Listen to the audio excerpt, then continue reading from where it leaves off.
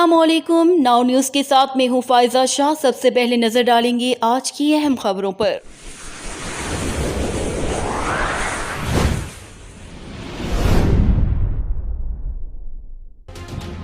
हाफिजाबाद से deputy bureau chief Sheikh अमीर हुसैन की रिपोर्ट के मुताबिक सऊदी अरब में मारूफ समाजी और कारोबारी शख्सियत नासर हबीब के वालिद की शादी अलखर्ज में सरअंजाम पाई। अलखर्ज में हुई एक अनोखी शादी। हाफिजाबाद पाकिस्तान के शहरी नासर हबीब ने की एक अनोखी मिसाल कायम।